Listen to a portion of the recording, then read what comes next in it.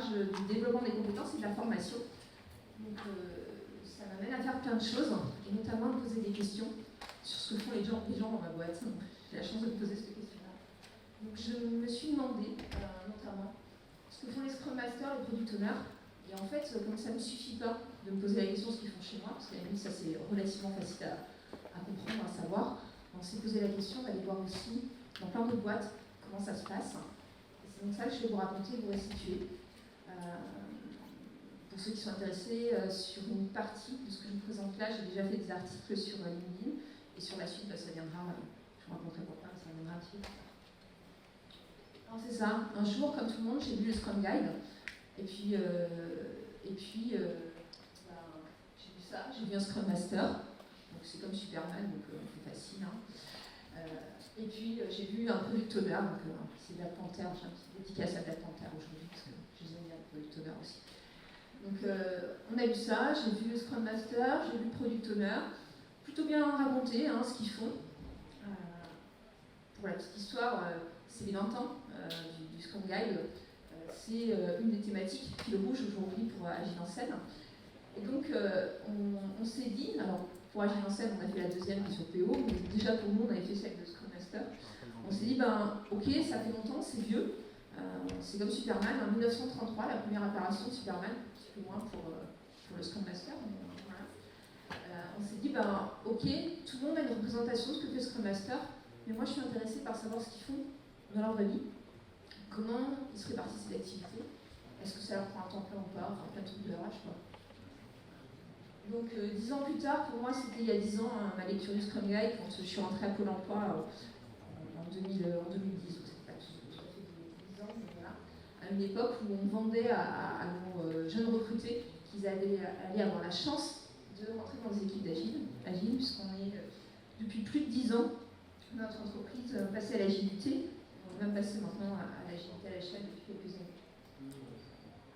Donc je demande toujours 10 ans après comment ça se passe dans la vraie vie, qu'est-ce qu'ils font vraiment, pourquoi ils font ça, comment ça marche, qu'est-ce qui fonctionne bien, qu'est-ce qui est difficile pour eux, et comment je peux faire pour les aider, parce que c'est un peu mon job en fait en tant qu'RH, d'accompagner les gens et de les aider à avancer. Donc ça c'est moi, c'est mon petit avatar officiel, et donc je me suis mis à mener l'enquête. L'enquête, on l'a menée dans 29 entreprises identifiées. Je m'ai identifiée parce qu'à un moment, j'ai carrément publié l'annonce sur LinkedIn, et donc je ne sais plus qui m'a répondu, puisque c'est devenu complètement anonyme. Au début, on a commencé par utiliser notre réseau d'entreprises avec lesquelles on discute régulièrement sur nos façons de fonctionner, nos pratiques, notamment sur l'agilité. Puis à un moment, on s'est dit, on va laisser ça sur LinkedIn, et puis on va voir comment ça marche. Et puis on a aussi 102 product owners qui nous ont répondu. L'enquête elle est plus récente, elle est encore ouverte d'ailleurs. Donc si parmi vous il y a des product owners qui n'ont pas encore répondu à l'enquête, il n'est pas trop tard. Avant la publication des articles sur LinkedIn, je prends en compte les mises à jour. Et puis on a fait une troisième enquête dont je ne parlerai pas aujourd'hui parce que 45 minutes c'est hyper court pour vous raconter tout ce que j'ai à vous dire. Elle est sur le product management qui est une notion liée à SAFe, donc à l'agilité à l'échelle. Peut-être qu'un jour, j'en reviendrai avec le product management. C'est aujourd'hui. Donc, qu'est-ce qu'ils nous ont dit? Alors, déjà, on s'est posé la question, je vous ai dit, je suis RH, donc moi, ça m'intéresse de savoir s'ils sont certifiés. Si les gens qui pratiquent le job ont à un moment eu la chance, l'opportunité de se former et de se certifier sur leur métier. Et là, j'étais assez surprise des retours. 37% seulement des Scrum Masters sont certifiés sur leur job et 44% des Product Owners.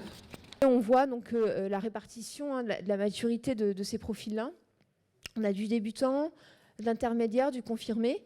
On voit que voilà, pas mal de Scrum Masters, en tout cas qui nous ont répondu, sont plutôt dans un volet intermédiaire avec 1 à 3 ans d'expérience. Et que donc le rôle est en train de s'implanter. Autre élément qui est intéressant et qui moi m'intéressait particulièrement parce que j'avais des querelles avec mes petits voisins des équipes méthodes sur mais au fait Scrum Master c'est un job à temps plein ou pas? Donc ça, l'enquête et le fait d'aller chercher à l'extérieur et pas que dans ma boîte comment ça se passe, ça nous a permis de répondre à cette première question qui était pour moi importante, c'est est-ce que je fais une fiche de poste? Je suis désolée, hein, c'est bassement matériel, mais est-ce que je fais une fiche de poste de Scrum Master? Et en fait, on s'est rendu compte, et quand on regarde le Scrum Guide, c'est plutôt ça, que 71% des Scrum Masters exercent un autre rôle. Donc sans surprise, à 40%, c'est des développeurs. À 14%, c'est les chefs de projet. Ça, c'est un peu plus chelou. Hein, je dois l'avouer qu'on se demande. On a loupé un truc dans l'agilité, certainement, à ce moment-là. À 13%, ils sont managers. Et là, ça pique encore plus. On dit comment on peut faire l'auto-organisation, l'équipe agile. Alors, il y a Management 3.0, je ne peux pas balancer parce qu'il y a Jürgen qui n'est pas loin et peut-être qu'il passera à la tête, on ne sait pas. Voilà. Il y a des leaders techniques. Il y a des mecs qui font Scrum Master et Product Owner. Alors là, ça devient encore plus chelou hein, quand on a lu le Scrum Guide. On fait OK, le gars, il fait hop là, je suis Scrum Master, salut, je suis Product Owner. Et il arrive à s'équilibrer et à faire les deux rôles. Je ne sais pas trop comment l'équipe le vit. Faudrait d'ailleurs peut-être qu'on arrive à enquêter sur ceux qui ont ça, parce que ça va être un peu compliqué. Il y en a qui sont coachs. Ça, perso, je le trouve moins chelou, parce que je me dis que si on est Scrum Master sur plein d'équipes en même temps, on peut avoir finalement qu'un rôle de Scrum Master dans différentes équipes et être finalement plus un coach que Scrum Master à proprement parler. Donc voilà un peu ce qui s'est présenté. Donc avec une représentation qui, moi, m'a confirmé déjà, un premier élément, c'est que quand on fait Scrum Master, on ne fait pas forcément que Scrum Master. Et puis les Product Owners, on leur a demandé aussi, est-ce que vous faites autre chose que Product Owner ? Et là, ils sont 30%, enfin 29% à nous dire que oui, ils font aussi autre chose que Product Owner. Ça m'embête un peu plus, mais, parce que moi, j'y tiens ma fiche de poste de Product Owner, donc je l'ai gardée quand même. Mais en même temps, ils sont que 29% à me dire qu'ils ont autre chose. Quand on regarde ce qu'ils font, ils font Product Manager, donc là, on fait référence à potentiellement l'agilité à l'échelle ou d'autres organisations où on aurait un rôle un peu marketing, finalement associé et complémentaire à celui de Product Owner. Il y en a qui font testeur. Bon, quelque part, un Product Owner, ça valide ses user stories, donc on peut aussi les tester, pourquoi pas. Ils sont, eux, à 15% Scrum Master, hein, donc on a ce même truc bizarre à l'envers. En pire, mais sachant que là, j'ai que 100 PO, alors que de l'autre côté, j'ai 340 Scrum Masters qui m'ont répondu. Il y a des responsables de l'eau. Il y a un truc là qui est moche et que je ne peux pas enlever, ok. Ils sont utilisateurs. Bon, ça, c'est plutôt pas mal qu'ils utilisent le produit qu'ils vendent aussi. Hein. Ça peut être sympa. Et puis, il y en a qui sont référents incidents. Donc là, pourquoi pas. Hein, dans la continuité de vie de leurs produits, ils gèrent aussi les incidents qui vont avec. Ça paraît pas choquant. C'est des casquettes qui peuvent être complémentaires et cohérentes. On se posait la question, est-ce qu'ils sont internes ou externes ? Voilà, pour nous, c'est aussi une question de sourcing. Hein. Est-ce que dans une DSI qui n'est pas à 100% internalisée, hein, comme beaucoup de DSI, est-ce que ça fait partie des missions que les autres entreprises confient à l'externe ? Et on s'est rendu compte que dans 79% des cas, les Scrum Masters sont internes à leur boîte. Donc finalement, c'est assez peu presté à l'externe. Et 71% des product owners aussi sont internes à l'entreprise. Donc on voit que ces deux rôles sont quand même globalement pas mal maîtrisés en interne, quand on sait qu'un certain nombre de DSI sont externalisés jusqu'à 50%. Ce ratio-là me semble quand même plutôt pas mal. Donc des rôles qu'on garde en interne. On s'est posé la question, product owner, ok, ils sont où en fait dans la boîte ? Donc ils sont, parce que pareil, on peut se poser la question, un product owner, voilà, il est détenteur du produit. À 62%, on l'a trouvé dans les DSI. Après, on l'a trouvé dans les directions métiers, voilà, qui peut être quelque chose assez naturel. Et puis, donc après, dans la direction générale, bon, je ne vais pas vous lire le graphe chiffre à chiffre, ça n'a pas forcément d'intérêt. Et côté externe, ils sont à 83% rattachés au DSI. Donc, parmi les questions qu'on s'était posées, et ça aussi, on comprend bien quand on lit le Scrum Guide, parce que s'il y a un mec qui rédige des user stories, il y a 2-3 trucs techniques qu'on fait quand même dans une DSI. Donc, ça peut être pas mal qu'ils comprennent la technique, qu'ils la maîtrisent bien et qu'ils soient capables de rédiger aussi les user stories techniques. Donc, le rattachement à DSI paraît assez naturel pour les boîtes. Voilà, donc on s'est posé la question, on leur a posé la question, est-ce que vous pensez que quand votre équipe mûrit, vous avez moins de boulot, hein? Est-ce que quand on s'installe, c'est compliqué, est-ce que finalement, après, ça va mieux ? Et 88%, ils nous ont dit que oui, donc ça, c'est plutôt rassurant, notamment en ce qui concerne le Scrum Master, dont le job est d'installer l'agilité, de se dire qu'à un moment, quand elle commence à s'installer, il a moins de taf, c'est plutôt rassurant. Donc on leur a demandé combien de temps ça leur prend. Alors toujours, hein, moi dans mon optique, c'est est-ce que je fais une fiche de poste ou pas. Voilà, ok. Et donc là, on s'est posé la question, quart-temps, mi-temps, 3 quarts-temps, temps plein. Voilà, les chiffres parlent d'eux-mêmes. 3% de temps plein sur les 340 Scrum Masters qui nous ont répondu. Okay. Et on s'est posé la question sur ces Scrum Masters, de la maturité finalement, et puis de l'évolution du temps de travail associé.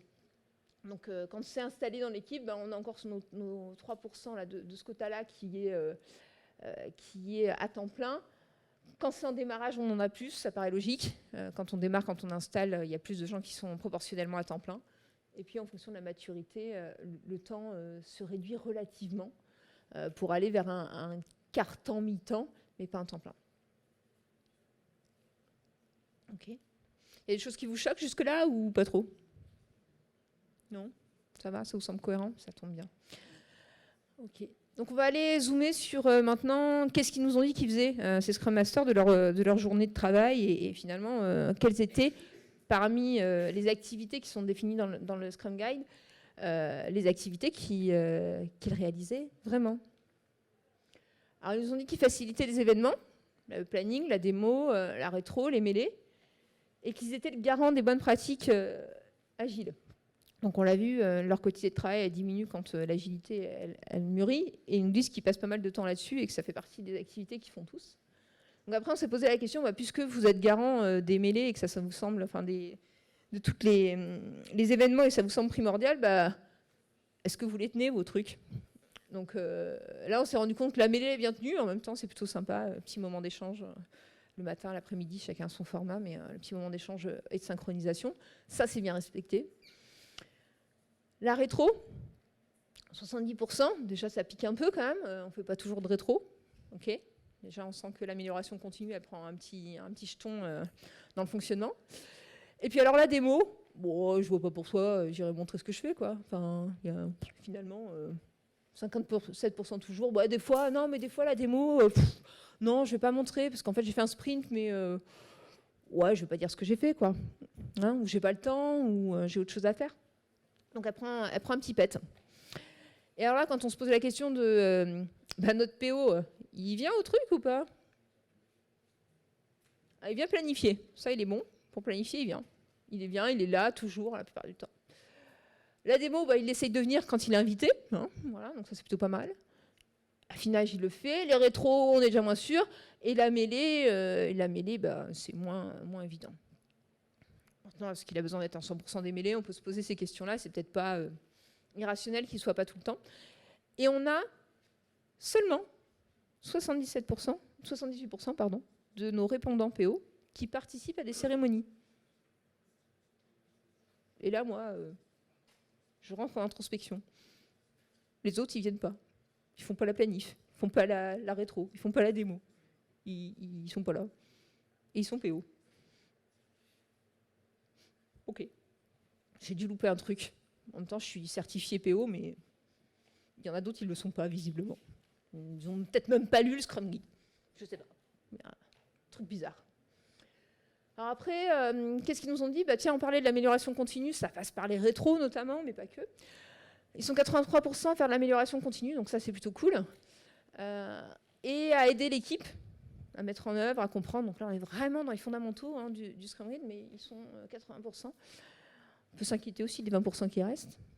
Mais voilà, ils sont 80% à aider l'équipe sur la transparence, l'inspection. Tout ça.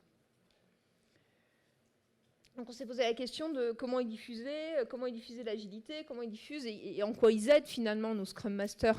Voilà, moi j'investis du Scrum Master, il me rend quoi à la boîte? Donc 73% interviennent auprès d'une seule équipe, on l'a vu, 88% ont un rôle en parallèle, et 94% d'entre eux, donc il y en a 6%, ils ne pensent pas améliorer et faire gagner du temps, mais il y en a 94% qui sont quand même convaincus d'aider sur l'organisation, la gestion d'obstacles, c'est plutôt pas mal, un peu la logistique quand même, et puis dans le autre, on a un barda de tâches administratives, on en parlait hier avec certains sur la partie saisie dans les outils Jira, RTC ou tout autre outil, notamment de suivi. Donc voilà, sur la diffusion des pratiques agiles, ils aident. Ils sont organisateurs, ils sont gestion d'obstacles autant qu'ils le peuvent, et puis sur d'autres dimensions.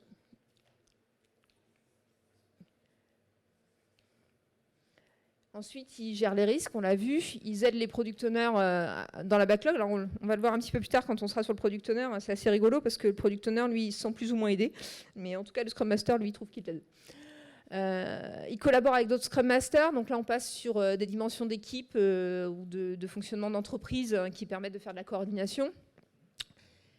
Ils gèrent des dépendances. Justement, on est sur la coordination. Là, on n'a plus que 56% qui gèrent les dépendances.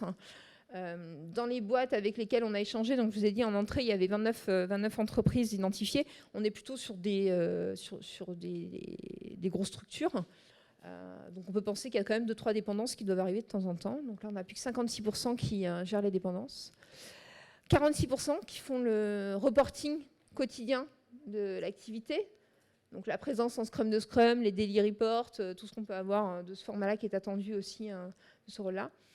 Et on en a plus de 38% qui sont dans l'accompagnement, l'organisation de l'adoption agile de l'entreprise au travers de l'animation, les REX ou d'autres formats, l'animation de communauté, de pratique ou autre. On descend fortement. Donc tout ça, là, j'ai rien inventé. C'est ce qui est écrit noir sur blanc dans le Scrum Guide, avec la question de se poser est-ce qu'ils le font ou pas et dans quelle proportion. Pourquoi on a fait ça, nous pour se demander comment on fait pour les aider. Parce que des trucs, quand on voit 38% dans l'aide à l'organisation de l'adoption agile, on se dit à nous de les aider à prendre le pouvoir pour que ça aille encore plus loin, l'agilité dans la boîte. Parce que ça ne peut pas dépendre que des fonctions appui, support, etc. Il faut que ça impulse des gens qui font vraiment ce taf-là. Donc, c'est demander comment on les motive. C'est quoi leur moteur? Comment je fais pour les aider, les accompagner et qu'ils soient dans la dynamique vraiment de leur job et dans cette mécanique-là. Donc, ils nous ont dit, et ça c'est plutôt chouette parce que c'est j'allais dire, un chemin sans fin, c'est qu'à 71%, c'est l'amélioration continue. Donc, avec ça, on a de quoi s'alimenter pendant quelques décennies sur comment faire mieux. Comment toujours faire mieux, comment aller plus loin, comment faire en sorte que l'équipe soit de plus en plus autonome, comment limiter les dépendances avec les autres livraisons, comment faire du DevOps ou autres sujets prenants et importants pour les équipes. Et puis sur le chemin de la motivation, leur planète à eux, voilà comment on la parcourt. On amène les équipes. Voilà, c'est leur arrivée sur France, sur Terre, à nos Scrum Masters. Et quand ils atterrissent sur Terre, ils se posent la question de soutenir, protéger leur équipe des obstacles, de l'environnement. Donc on l'a vu, ça fait partie des éléments qui étaient dans la partie basse de ce qu'ils font. Donc c'est ce qu'ils aimeraient faire et c'est leur source de motivation. Mais c'est ce sur quoi ils n'arrivent pas forcément à prendre le pas, à prendre la main. Leur rôle de facilitateur leur plaît. Ça, on l'a vu au travers aussi de l'animation et l'organisation des instances qui sont liées à Scrum. La découverte, l'enrichissement personnel, quand on regardait vraiment dans les verbatims et dans des éléments d'échange, on voit l'ouverture d'esprit, j'ai appris beaucoup sur moi-même, j'apprends dans la relation aux autres, dans la façon de gérer les interfaces, etc. Et ça, c'est vraiment une source forte d'apprentissage pour nos Scrum Masters. Chez nous, on a développé, dans le sondage, on voit qu'ils sont finalement assez peu nombreux à être ne serait-ce que certifiés sur leur métier qu'est Scrum Master. Nous, on a la chance d'avoir une boîte où on fait ça assez facilement. Et par contre, on leur a développé des offres de formation sur les éléments de posture, d'accompagnement, d'échange, etc. Et on voit que ça fait partie vraiment des leviers de motivation pour eux. Pratiquer l'agilité, une source de motivation en soi. Aider à tenir l'engagement. Alors, on voit que le client, il arrive un peu plus loin quand même. C'est rigolo. On est un peu auto-centré sur l'équipe, mais en même temps, on leur a demandé de s'auto-organiser, d'être autonome, tout ça. Donc, à un moment, ils sont très auto, quoi. Et avoir une vision globale, aussi, c'est dans le coin, mais finalement, on le voit et on comprend mieux aussi pourquoi ça fait partie des choses qui font moins que de faire du partage. L'amélioration, l'agilité à l'échelle, etc. Finalement, c'est un peu moins dans leur source de motivation que d'avoir cette vision globale, cette transversalité dans la boîte. Leur premier levier, c'est amener mon équipe, mon soutien, mon auto-organisation, mon ancrage finalement dans un territoire qui est celui de l'équipe et celui de ce premier collectif finalement qui est assez central pour eux. On s'est demandé ce qui était compliqué pour eux et ça, on va bien comprendre le positionnement vis-à-vis de la hiérarchie. En même temps, quand on voit qu'il y en a qui font Scrum Master, Manager, chef de projet, tout ça, on peut se poser la question effectivement de de comment on éclaircit le schmilblick si on a tout mélangé. Donc le positionnement vis-à-vis de la hiérarchie, l'autorisation qu'ils vont avoir, quand on regardait dans les verbatim, on était là-dessus, quelle autorisation je me donne pour un moment dire qu'on ne peut pas. Alors je peux vous dire ce qu'on vit nous, notamment dans les cérémonies agiles et dans le PI planning qui se fait avec Safe, on voit des représentants d'équipe, alors ça s'appelle le Scrum Master, mais ça peut être un collaborateur, un autre collaborateur, un équipier. On les voit se lever et dire à nos grands patrons non, ça ne va pas être possible. Donc ça, c'est plutôt cool. Mais c'est un long chemin pour avoir ce niveau d'autonomie et d'autorisation de parole là-dessus. L'autre truc qui pique, et chez nous autant que chez les autres, peut-être encore plus, la volumétrie des réunions. Et ça, c'est un truc qui peut se régler. Alors, on discutait hier soir avec Rôti Express qui nous expliquait que dans une boîte, ils avaient fait un travail justement sur les rôtis de chacune des réunions. Je pense que c'est une super idée vraiment d'analyser ça pour se dire à un moment comment on en supprime quelques-unes et comment peut-être on les raccourcit aussi. Parce qu'à un moment, cette volumétrie de réunion, je pense que c'est un vrai fléau pour beaucoup. La charge administrative, et ça quand on creuse, je parlais tout à l'heure voilà, de cette dimension, on retrouve dans les éléments associés à ça des Scrum Masters qui se retrouvent à faire toute la saisie dans les outils type Jira, RTC. Quoi. C'est moche. Enfin, je veux dire, à un moment, c'est pas le secrétaire du truc. Quoi. Donc il y a 2-3 trucs à replacer là-dessus et peut-être à redire tout simplement qu'un Scrum Master n'est pas un secrétaire d'équipe. Voilà. La dépriorisation de l'amélioration continue, ils nous l'ont formulé, quand on fait pas ça rétro, c'est moins facile de faire de l'amélioration continue, naturellement. Donc comment on aide à institutionnaliser finalement ces temps de rétro et autant que celui de la planif, finalement. La mauvaise compréhension du Scrum Master par l'équipe. Alors là, on a vu sur les personnes qui nous ont répondu à l'enquête, déjà eux ne sont pas formés, pas certifiés. Du coup, je me demande comment sont formés et accompagnés les autres dans leurs équipes.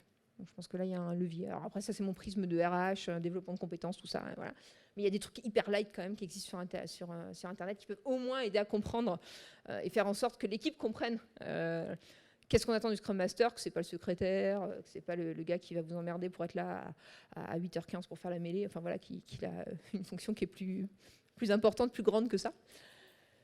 Et puis, un élément sur lequel on peut aussi travailler dans la durée, c'est l'instabilité de l'équipe. Comment on fait en sorte, et ça c'est quelque chose sur lequel nous, on commence à se pencher un peu sérieusement, de pérenniser suffisamment les équipes pour qu'elles trouvent un équilibre de travail qui leur permette de la compréhension mutuelle et donc une autonomie plus grande, parce qu'à chaque fois qu'on perturbe un élément, on est tous pareils, faut se réadapter, il faut rajuster, il faut forcément réviser un petit peu notre façon de procéder, quoi. Puis voilà, je vous ai mis quelques-uns des autres verbatim, forcément les autres rôles à gérer. On retrouve la surcharge administrative avec des Scrum Masters qui des fois se retrouvent à faire un peu de tout pour s'assurer que ça se fasse, parce qu'ils se sentent un peu responsables de la réalisation de la tenue du planning. Faire de l'agile avec des clients qui ne sont pas, manque d'autonomie, des backlogs qui sont parodés, etc. Des petits trucs du quotidien qu'on reconnaît tous, mais voilà, on s'est posé la question dans ces priorités, comment nous on pouvait agir. Donc ça, je pense que chacun dans vos boîtes, après avec la maturité qu'on a les uns et les autres, on peut se poser cette question. Moi, quand j'ai vu ça, je me dis positionnement vis-à-vis de la hiérarchie, je me dis ouais, il y a encore du taf chez nous, parce que quand je suis rentrée en 2010, les mecs qui ont recruté développeurs, ils disaient je vais faire développeur, Scrum Master, chef de projet, manager. Au secours. Ok. Donc déjà se recultiver sur le fait que voilà, s'il y en a, ils peuvent le faire, il n'y a pas de problème, mais c'est pas un cycle de carrière unique, voilà, le truc à valoriser, machin. Il y a plein d'autres façons de faire sa carrière, plein d'autres façons de expliquer aussi aux managers qu'est-ce qu'ils peuvent attendre ou pas de leur Scrum Master. L'ouvrage, les contenus de la formation d'Jürgen sur Management 3.0 est un outil parmi d'autres qui peuvent aider là-dessus. Enfin, il y a plein de choses à faire et nous, quand on voit ça, alors je ne vous ai pas mis nos chiffres maison, mais forcément, c'est mis au regard. Il y a les données qu'on a retrouvées sur les 340 Scrum Masters et puis les données qu'on avait sur la quarantaine de chez nous qui ont répondu, ce qui nous a permis aussi de nous jauger par rapport au reste du monde. On s'est dit, voilà, il y a 2-3 sujets sur lesquels on peut avancer, on peut se poser des questions en disant, nous, où on est aujourd'hui et quels sont mes leviers. Clairement, quand je vois que le positionnement vis-à-vis de la hiérarchie n'est pas clair, c'est des choses sur lesquelles on peut travailler. Réexpliquer voilà, ce qu'on attend de Scrum Master, des équipes autonomes et auto-organisées, ça veut dire quoi? Faire en sorte, comme je vous dis, qu'en PI Planning, on ait un collaborateur qui puisse se lever et dire non à son directeur adjoint ou son directeur, ça met du temps, mais on peut tous, à notre niveau, contribuer au fait que ce soit possible. Donc voilà, sur chacun des items, on a essayé de travailler sur ces éléments-là, recommuniquer sur les équipes, s'assurer qu'elles soient formées aux fondamentaux de l'agilité pour qu'elles sachent qu'elles attendent de Scrum Master, mais aussi du Product Owner qui arrive juste derrière. Et c'est des choses qu'on peut tous faire par morceau. Alors on va aller voir notre Black Panther. Alors pourquoi on a choisi Black Panther? Parce que j'aime Black Panther, mais surtout parce qu'il est protecteur de son territoire. Donc moi, quand on me dit Product Owner, c'est à moi. Okay, c'est mon territoire, c'est mon produit. Je vais le défendre et le faire avancer. D'où notre petit Black Panther qui a un petit côté un petit peu qui griffe. Et vous allez voir, ils l'ont trouvé un peu griffant aussi. Alors déjà, on s'est demandé la question. En fait, on a 67% des product owners qui ont qu'une seule équipe et 33% qui interviennent sur plusieurs équipes en parallèle. Donc ces 33%, ils interviennent parfois sur 2 équipes, 38%, sur 3 équipes à 50%, et sur 4 équipes à 12%. Voilà, on est sur des product owners qui font du multitask avec des choses assez impressionnantes à ce niveau-là. Et on s'est posé une autre question, qui est la question inverse. Donc là, ils sont un product owner qui sert plein d'équipes, et on s'est posé la question, est-ce que j'ai combien de product owners par équipe? Et là, on retrouve aussi seulement un tiers qui n'interviennent qu'auprès d'une seule équipe, voilà, avec un seul product owner, et tous les autres, donc 67% là aussi, les chiffres sont les mêmes, j'y peux rien, je les ai vérifiés 3 fois, parce que moi, c'est sûr, c'est bien ça. Donc 67% là aussi, qui sont faits plusieurs product owners à intervenir sur la même équipe. Ouais, ça m'a fait pareil. Je vous dis, on a revérifié les chiffres, notre façon d'avoir formulé la question, c'est il y a un truc. Eh ben non. Donc c'est un peu le bordel quand même. Voilà. Alors je sais pas chez vous, chez nous on réfléchit feature team, tout ça, un peu de cohérence, alignement. Je discutais ce matin avec une entreprise qui me disait qu'eux, ils étaient allés trop loin dans la feature team et qu'ils ont créé des silos, donc on va aussi essayer de faire gaffe à pas aller dans l'extrême inverse, mais voilà. Je s'est dit ok. Donc les product owners vont sur plusieurs équipes et ils sont plusieurs product owners à alimenter la même équipe. Ça doit être un sacré bordel quand même. Donc on peut comprendre un peu la pression du Scrum Master, le fait qu'ils sentent les pressions multiples, une charge de cohérence, d'alignement, tout ça, ça nous éclaire un peu. Je n'ai qu'une centaine de répondants sur cette enquête PO. Bon, c'est pas mal, c'est pas dégueu, mais j'aimerais qu'elle soit encore plus riche pour voir si mes chiffres, si on monte à 300 et quelques, comme on a fait sur Scrum Master, on retrouve la même chose, quoi. Parce que, voilà, très interpellée par cette question. Et là, on allait voir ce qu'ils font. Bon, ils font des user stories, ça me rassure. Voilà. Parce qu'on m'aurait dit que non, là, je devenais très inquiète. Ils tiennent à jour une backlog, ça c'est cool aussi, dans un langage compréhensible. L'intégralité, donc je pense que les 12% qui n'ont pas mis oui, c'est parce qu'en fait, ils font une backlog, mais qui n'est pas compréhensible. Il ne faut pas d'autre explication. Ils expriment les éléments de la backlog, ils participent aux cérémonies. Alors là, ils sont 84%, mais quand on demande auxquels, ils sont vachement moins nombreux. On a vu tout à l'heure, ils étaient que 78, si ma mémoire est bonne. Ils valident des US, c'est bien, c'est leur taf. Ils priorisent des éléments. Ils rédigent des critères d'acceptation. Ils participent aux réunions de coordination. Oula, il manque un S, c'est moche. Voilà. Participent aux réunions de coordination, s'il y en a, 65%. Suivent le reste à faire, c'est pas mal aussi.